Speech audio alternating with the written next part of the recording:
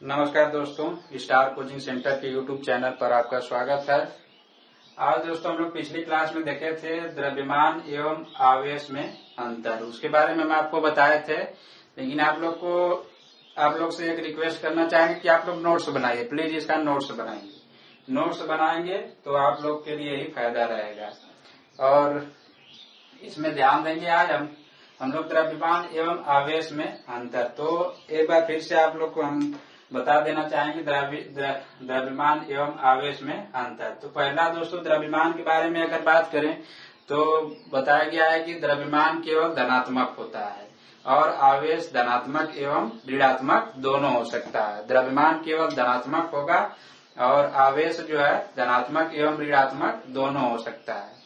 और दूसरा इसमें हम लोग बताए थे अंतर कि द्रव्यमान में केवल हम लोग देखते हैं कि आकर्षण मिलता है, जबकि आवेश में आकर्षण एवं प्रतिकर्षण दोनों मिलता है, जो कि हम लोग वीडियो लेक्चर नंबर 1 में देखे थे कि समान आवेश प्रतिकर्षण एवं विपरीत आवेश आकर्षण नियम, तो ये फॉलो करता है। तीसरा वाले में हम लोग अंतर इसका ये बता सकते हैं कि जैसे आवेश संरक्षण, क्वांटा का गुण और अपरिवर्तनीय गुण, ये जो है आवेश जो है इन नियमों का पालन करता है, जबकि द्रव्यमान किसी भी नियम का पालन नहीं करता है। और चौथा इसका अंतर ये हो जाएगा दोस्तों कि बिना आवेश का द्रव्यमान संभव है। जैसे कोई भी वस्तु अगर ये है तो अगर इस पे आवेश नहीं है लेकिन इसका कुछ न कुछ द्रव्यमान जरूर होगा, माने बिना आवेश का द्रव्यमान संभव है, लेकिन यदि द्रव्यमान ही नहीं रहेगा तो आवेश संभव नहीं है, यानी बिना द्रव्यमान का आवेश संभव नहीं है। तो ये 4 अंतर इसमें हम लोग बता सकते हैं। तो इसको यहाँ पे लिख दे रहे हैं, द्रव्यमान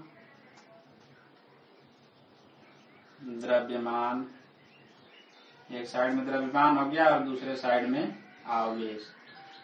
तो इसको जो है दोस्तों आप लोग नोट्स बनाकर लिखेंगे सही तरीके से, सही ढंग से। तो द्रव्यमान में पहला वाला हम लोग दिखा सकते हैं कि यह केवल धनात्मक हो सकता है, और इसमें वाला हम लोग पहला वाला दिखाएंगे, यह धनात्मक एवं ऋणात्मक दोनों हो सकता है। तो ये वाला नंबर 1 इसमें अंतर हुआ। दूसरा, इसमें केवल आकर्षण बल होता है, जबकि इसमें आकर्षण एवं प्रतिकर्षण बल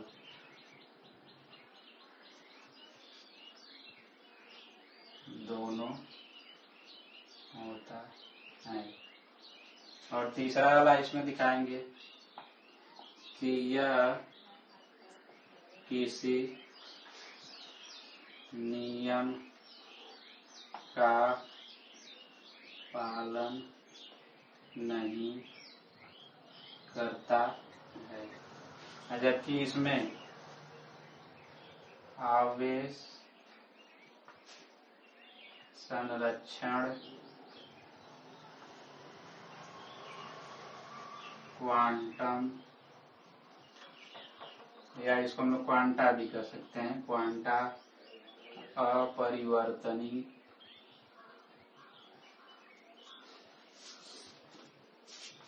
आदि नियमों का पालन करता है। और सबसे लास्ट वाला रहेगा दोस्तों कि बिना आवेश के द्रव्यमान संभव है, बिना आवेश के द्रव्यमान संभव है, जबकि बिना द्रव्यमान के आवेश संभव नहीं है। तो ये रहा दोस्तों द्रव्यमान एवं आवेश में अंतर। अब इसके बाद हम लोग चलेंगे दोस्तों, अभी हम लोग पढ़े वैद्युत बल। तो वैद्युत बल का हम लोग गुरुत्वीय बल में क्लास 9 में पढ़े होंगे गुरुत्वीय बल, तो उसके बारे में हम लोग तुलना करेंगे, क्या क्या इसमें समानताएं हैं और क्या क्या इसमें अंतर है। तो पहले उसको समझ लेंगे।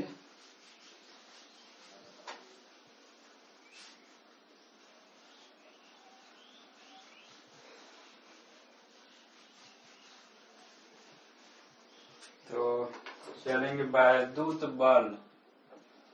वैद्युत बल एवं गुरुत्व बल की तुलना। तो पहले हम लोग इसमें देख लेते हैं समानता।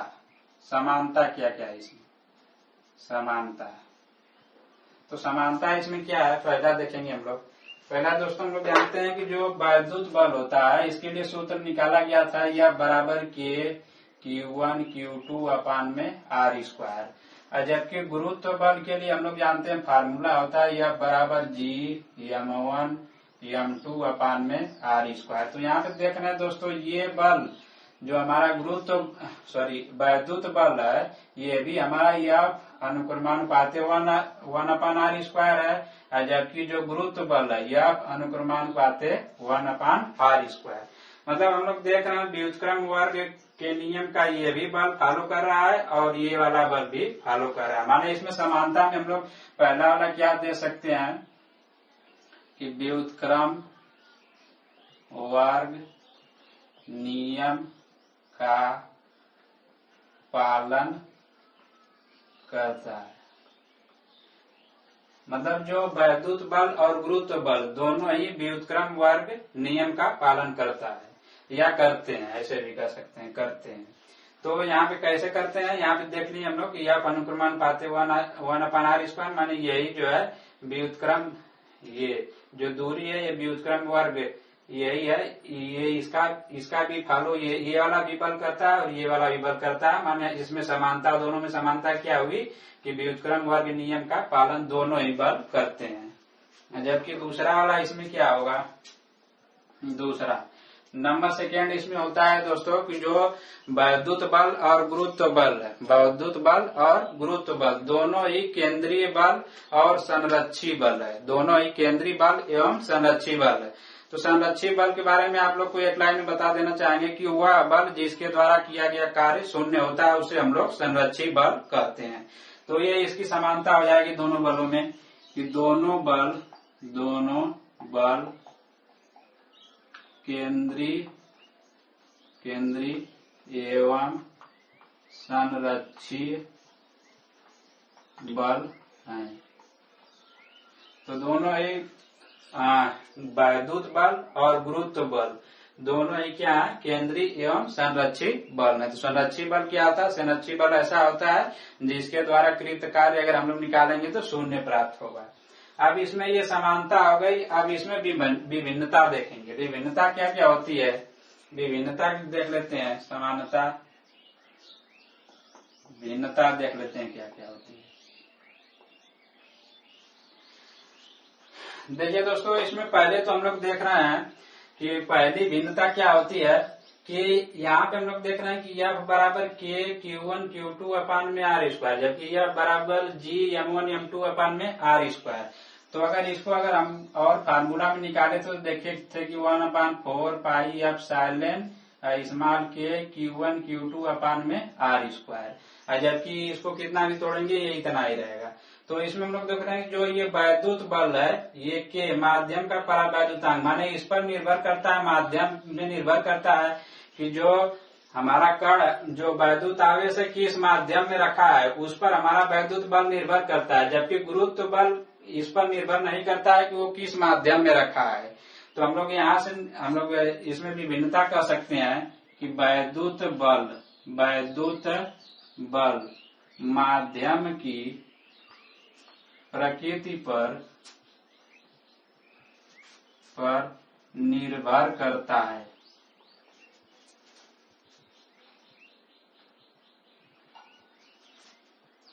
निर्भर करता है, जबकि गुरुत्व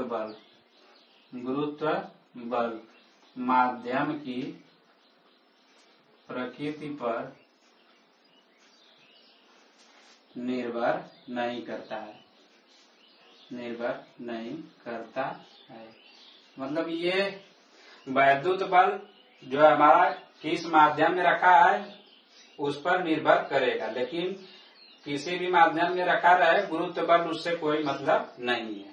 तो ये दोनों की भिन्नता हो गई। दूसरा वाली भिन्नता क्या होगी इसमें, दूसरा नंबर सेकेंड,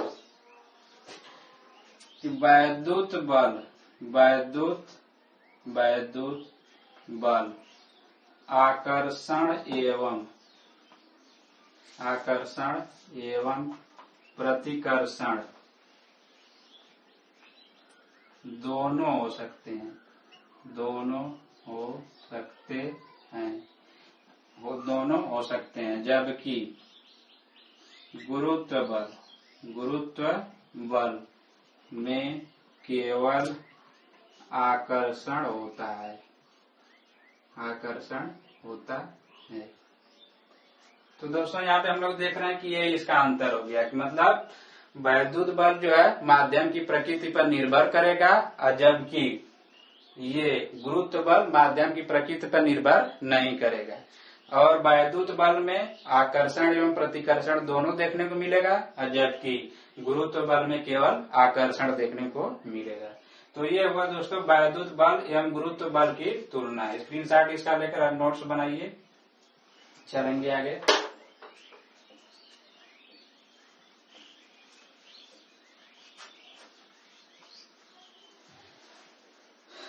अब अगला टॉपिक है दोस्तों आवेश का मात्रक।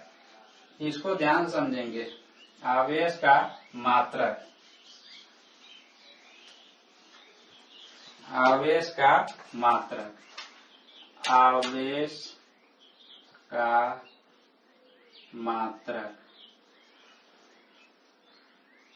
Unit of charge. आवेश का मात्रक। तो आवेश का मात्रक क्या होता है दोस्तों, ये देख लेंगे। पहला तो हम लोग देख लेते हैं यम के एस या एसआई पद्धति में। तो इसके लिए क्या होगा दोस्तों, इसमें क्या होगा, हम लोग जानते हैं Q बराबर होता है आई टी। तो आई माने धारा का मात्रक हम लोग जानते हैं एम्पियर होता है, और टी समय, इसका मात्रक क्या होगा, सेकेंड। तो हमको इसका मात्रक हम लोग क्या मिल जाएगा, एम्पियर सेकेंड। और एक राशि और जान लीजिए दोस्तों कि एम्पियर सेकेंड, एक एम्पियर सेकेंड बराबर होता है 1 कूलाम, ये होता है। तो इसका जो एम्पियर्स या एसआई में जो हम लोग को मात्रक मिलेगा दोस्तों, वो हम लोग को क्या मिल जाएगा कि एम्पियर सेकेंड, या हम लोग को कूलाम भी मिलेगा। ये दोनों मात्रक हुए। अब इसके बाद दोस्तों हम लोग चलेंगे सीजीएस पद्धति में। तो सीजीएस पद्धति में क्या होगा दोस्तों, ध्यान देंगे। सीजीएस पद्धति में इसका पहला जो मात्रक होता है इसको हम लोग कहते हैं ESU। ESU का मतलब है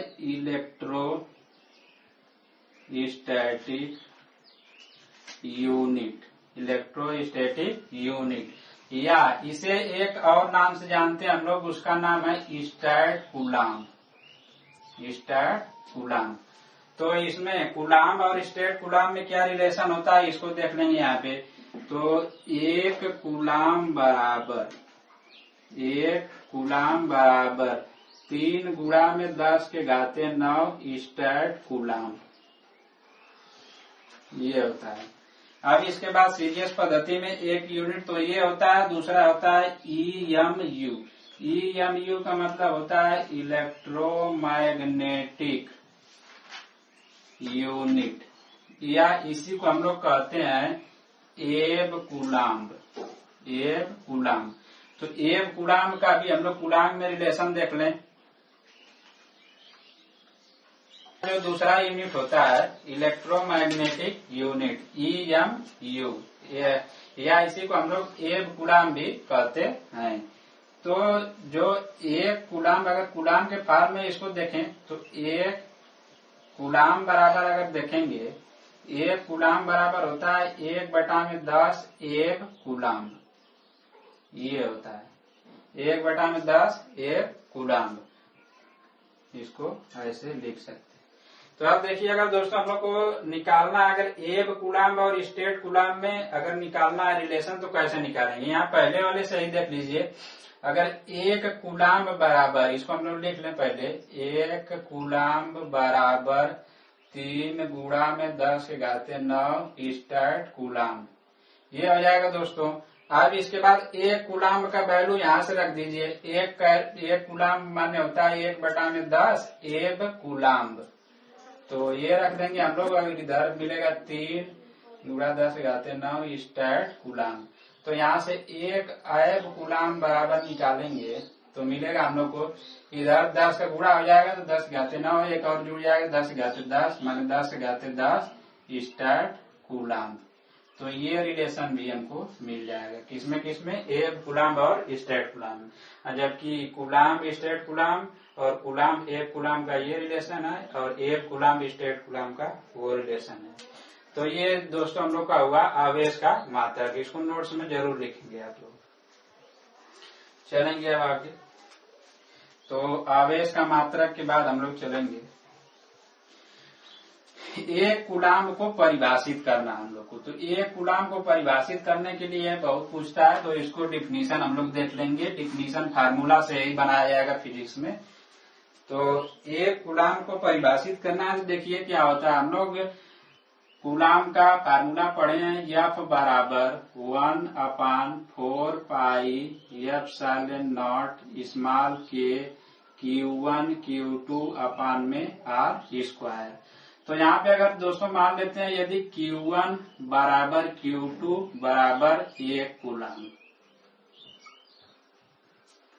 तो और यदि मान लीजिए ये दोस्तों जो दोनों आवेश है वो निर्वात में रखे गए, तो निर्वात के लिए बताए थे माध्यम का परावर्तनांक स्मॉल k कितना होता है 1।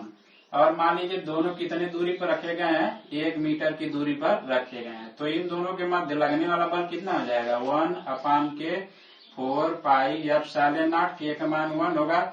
यहाँ पर भी 1 × 1 अपान में 1², माने हम लोग को मिलेगा 1/4 पाई एप्सिलॉन। और इसका मान हल करने पर आता है 9 × 10⁹ न्यूटन। तो दोस्तों हम लोग को एक कूलाम परिभाषित कैसे करेंगे? एक कूलाम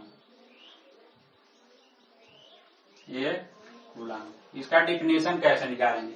इतना लिखने के बाद दोस्तों आप ध्यान सुनेंगे कि एक कूलाम, देखिए यहाँ पे एक कूलाम वह आवेश है, एक कूलाम वह आवेश है जो निर्वात में अपने समान परिमाण आवेश को 1 मीटर की दूरी पर रखने पर 9 गुणा में 10⁹ न्यूटन के बल से आकर्षित अथवा प्रतिकर्षित करता है। तो ये हो गया दोस्तों एक कूलाम का परिभाषा। इसको हम लोग यहाँ पे लिख देते हैं कि एक कूलाम वह आवेश है जो समान परिमाण के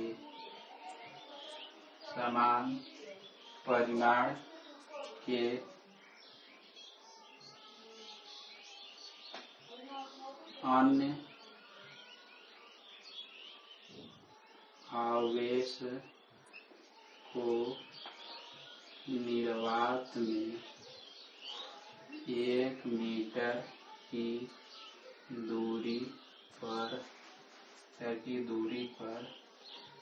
रखने पर 9 गुणा में 10⁹ न्यूटन के स्थिर वैद्युत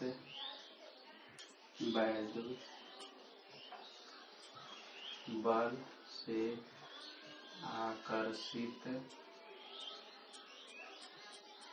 अथवा प्रतिकर्षित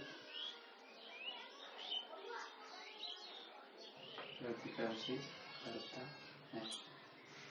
ये दोस्तों यहाँ पे इसका डिफिनेशन हम लिखते हैं कि एक कूलाम वह आवेश है जो समान परिमाण के अन्य आवेश, मतलब ये Q2 की बात कर रहा है कि अन्य आवेश को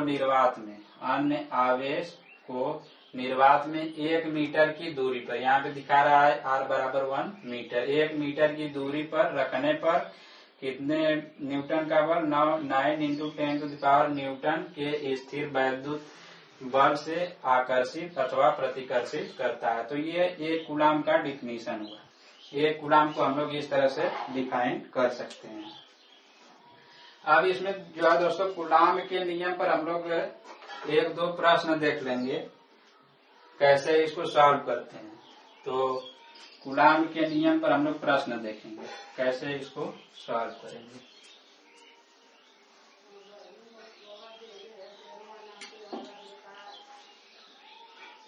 तो कूलाम के नियम न्यूमेरिकल देख लेंगे, न्यूमेरिकल या प्रश्न इसको हम लोग कर सकते हैं। प्रश्न कूलाम के नियम, मान लीजिए क्वेश्चन इस तरह से दिया हुआ है कि दो इलेक्ट्रॉन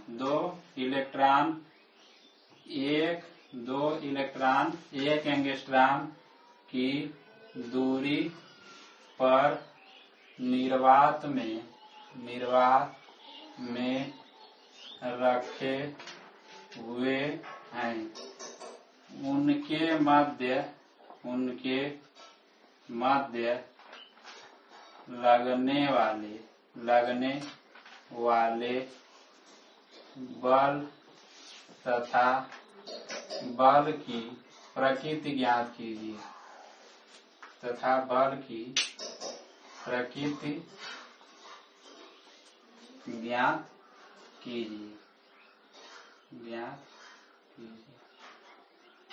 तो देखिए दोस्तों इसको सॉल्व कैसे करेंगे समझ लेंगे। पहले मान लीजिए ये 2 इलेक्ट्रॉन, तो मान लीजिए ये 2 आवेश हैं, तो 2 आवेश हैं, Q1 भी E है और Q2 भी E है, और इन दोनों के मध्य फिगर बना देते हैं। मान लीजिए ये 2 आवेश हैं, इसका मान भी E है और इसका मान भी E है, और ये दोनों ही कितने दूरी पर रखे हुए हैं, 1 एंगस्ट्रॉम की दूरी पर रखे हुए हैं। तो 1 एंगस्ट्रॉम की दूरी पर रखे हुए हैं, तो अब कह रहा है कि निर्वात में रखा गया है, तो निर्वात में रखा गया है, इसका मतलब स्मॉल k का मान 1 ले लेंगे। उनके मध्य लगने वाला बल, तो बल अब हम लोग देख रहे हैं 2 आवेश है, इनके बीच कुछ दूरी है, हमको बल निकालना है, माने कूलाम का नियम यहाँ पे लगाना होगा।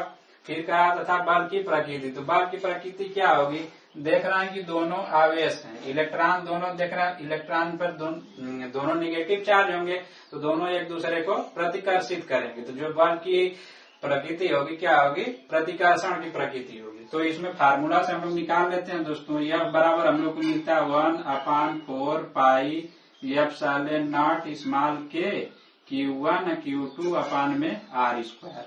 तो यहाँ पे एक वैल्यू और दिया है, इसको भी नोट कर लेते हैं। दूरी कितना दिया है, 1 एंगस्ट्रॉम, 1 एंगस्ट्रॉम को बदल लेंगे तो 10⁻⁻10 मीटर।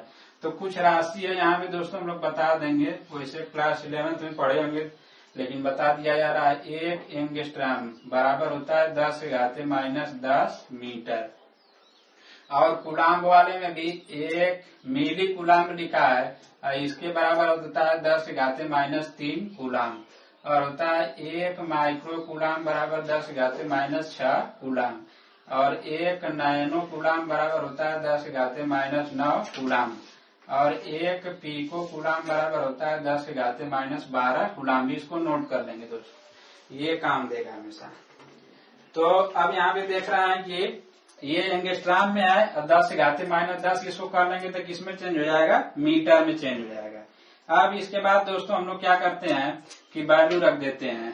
F बराबर 1/4 पाई F0 का मान हम लोग जानते हैं 9 × 10⁹ और k का मान 1 रखने का कोई मतलब नहीं, 1 से भाग देंगे कोई कायदा नहीं। अब Q1 देख रहे हैं E है, तो E का वैल्यू हम लोग जानते हैं 1.6 इंटू 10⁻⁻19 और Q2 भी E है, इसका भी मान हम लोग जानते हैं 1.6 इंटू 10⁻⁻19 और R का मान हम लोग देख रहे हैं 10⁻⁻10, तो इसका हम लोग क्या कर देंगे, होल स्क्वायर कर देंगे। अब यहाँ से यह बराबर हम लोग कैलकुलेट करके इसका मान निकालेंगे, बल आ जाएगा इतना न्यूटन का जो है बल हो जाएगा। एक सवाल और इसमें देंगे दोस्तों, देखेंगे।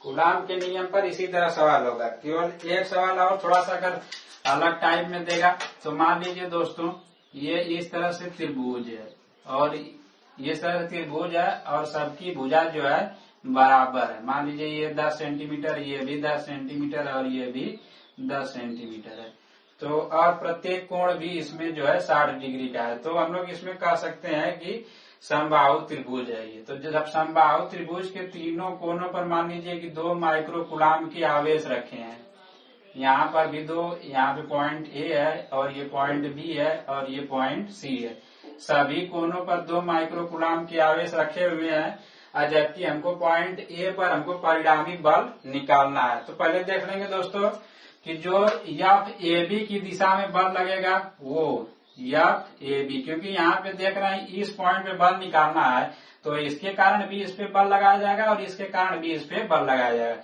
तो जो 2 माइक्रो कूलाम के कारण पॉइंट ए पर बल लगाया जा रहा है, मान ले रहा है FAB है, और जो पॉइंट सी द्वारा पॉइंट ए पर जो बल लगाया जा रहा है उसका मान ले रहा है कि हम लोग बल FAC है। तो दोस्तों हम लोग जानते हैं कि ये जब समबाहु त्रिभुज है, तो समबाहु त्रिभुज का मतलब ये हुआ कि प्रत्येक कोण जो है 60 डिग्री का होगा। तो 60 डिग्री का होने के साथ साथ ये भी कोण जो है हमारा 60 डिग्री का ही होगा, क्योंकि 2 रेखाएं एक बिंदु पर काट रही हैं, तो विपरीत एंगल जो है हमारा क्या होगा, बराबर होगा, क्योंकि ये समबाहु त्रिभुज है। तो समबाहु त्रिभुज में प्रत्येक कोण जो है 60, तो ये भी 60, ये भी 60, ये भी 60, तो जब ये 60 तो ये इसके बराबर ही होगा, तो ये 60 है तो ये भी क्या होगा, 60 होगा।